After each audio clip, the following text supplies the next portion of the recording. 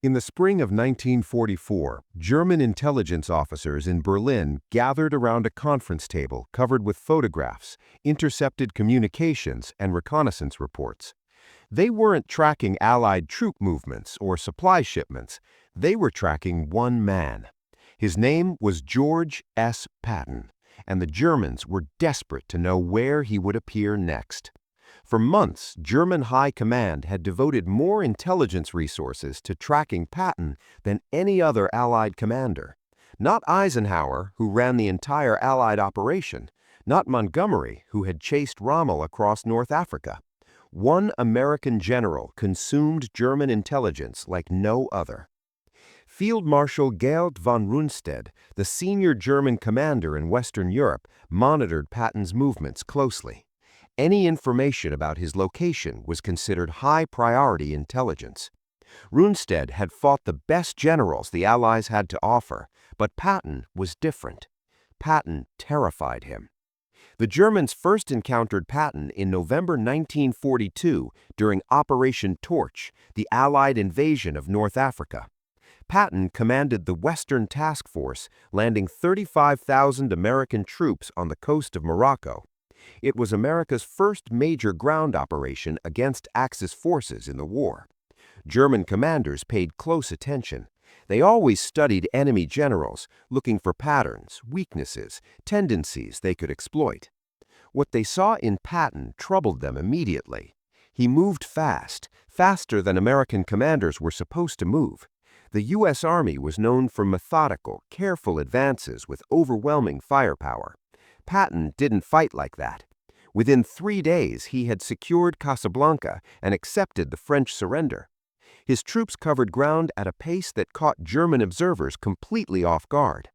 Field Marshal Albert Kesselring, commanding German forces in the Mediterranean, requested detailed intelligence on this American general. Who was he? What was his background? How did he think? The reports came back with information that made German commanders deeply uncomfortable. Patton had spent his entire career studying German military tactics. He read German military theory in the original language. He had visited French battlefields from World War I and walked the ground where German armies had nearly broken through. He understood German operational thinking better than most German officers. In February 1943, German forces under Rommel launched an offensive at Kasserine Pass in Tunisia. The attack smashed through American lines and sent inexperienced U.S. troops fleeing in panic. It was the worst defeat American forces would suffer in the entire war. The Germans watched with interest to see how the Americans would respond. Would they retreat? Would they replace their commanders? Would they lose their nerve entirely? The answer arrived in early March. George Patton took command of Second Corps, the shattered American force that had collapsed at Kasserine. What happened next stunned German intelligence officers monitoring the front.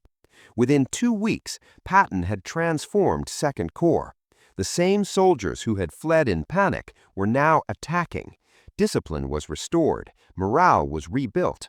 Units that had been combat ineffective were suddenly aggressive. German reconnaissance reported American patrols probing their lines with the new ferocity they hadn't seen before. Rommel himself took notice. In his diary, he wrote that American forces had suddenly become far more dangerous. The change was too rapid to be explained by reinforcements or new equipment. Something else had happened. Someone new was in command. July 1943. The Allies invaded Sicily, the stepping stone to mainland Italy. The plan called for Montgomery's British Eighth Army to take the lead, driving up the eastern coast toward Messina, while Patton's Seventh Army protected his flank. Patton had other ideas. He drove his forces across the western half of Sicily at a pace that astonished everyone, including his own commanders. His troops covered more ground in less time than any Allied force had managed in the entire war. German forces trying to evacuate across the Strait of Messina found themselves in a race they hadn't anticipated. Patton was pushing so hard that their escape route was threatened. Units that expected days to withdraw found themselves with hours. The evacuation became chaotic, with German commanders desperately trying to get their men out before Patton cut them off. When Patton reached Messina, he arrived before Montgomery, despite starting further away. He had covered 200 miles in 39 days, fighting all the way. German after-action reports described the campaign with a mixture of professional admiration and genuine alarm. One German officer wrote that Patton fought like a panzer commander, not an American infantry general. He took risks that American doctrine didn't allow. He exploited weaknesses before defenders could react. He thought like a German. That was exactly what scared them. August 1943. At the height of his success, Patton visited 2 evacuation hospitals in Sicily. What happened there nearly destroyed his career and handed the Germans an unexpected gift. Patton encountered soldiers suffering from combat fatigue. In his view, they were cowards who had abandoned their comrades. He slapped one soldier across the face. A week later, he slapped another, this time pulling his pistol and threatening to shoot the man. Word of the incidents reached Eisenhower, who was furious. The story leaked to the press. Suddenly, the general who had just won a brilliant campaign was facing calls for his removal. Congressmen demanded he be sent home in disgrace. Newspapers ran editorials calling him unfit for command.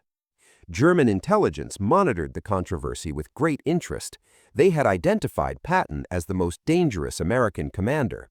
Now the Americans might remove him themselves. German officers couldn't quite believe their luck, but Eisenhower didn't fire Patton. He reprimanded him severely and kept him in place. The Germans noted this decision with concern. The Americans clearly valued Patton despite the scandal. That meant they were probably saving him for something important.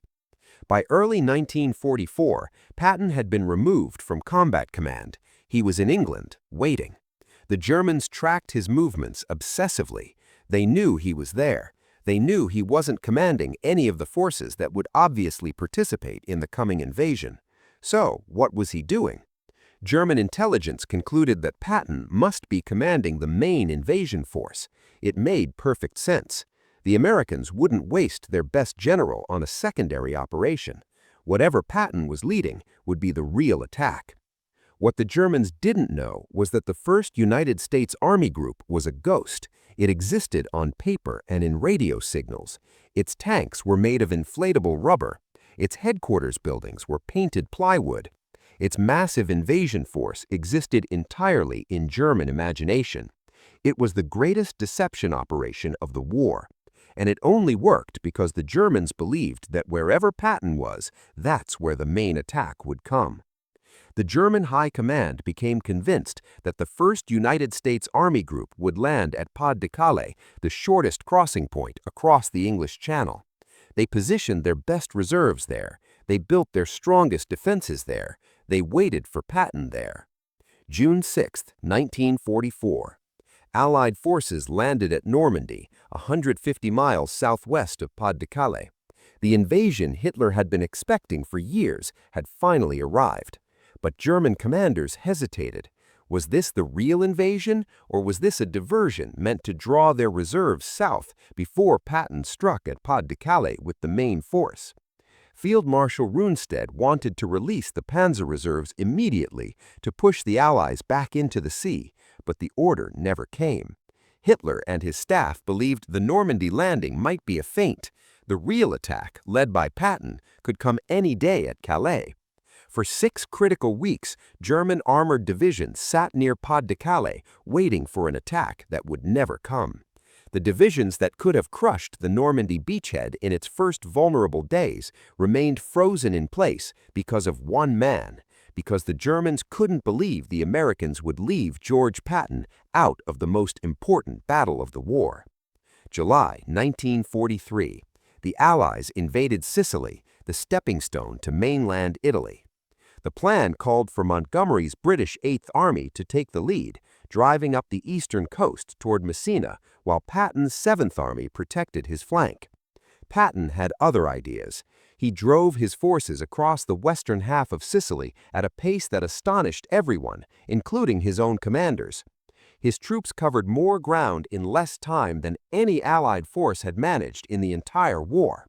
German forces trying to evacuate across the Strait of Messina found themselves in a race they hadn't anticipated. Patton was pushing so hard that their escape route was threatened. Units that expected days to withdraw found themselves with hours. The evacuation became chaotic, with German commanders desperately trying to get their men out before Patton cut them off. When Patton reached Messina, he arrived before Montgomery, despite starting further away. He had covered 200 miles in 39 days, fighting all the way. German after-action reports described the campaign with a mixture of professional admiration and genuine alarm. One German officer wrote that Patton fought like a panzer commander, not an American infantry general. He took risks that American doctrine didn't allow. He exploited weaknesses before defenders could react. He fought like a German.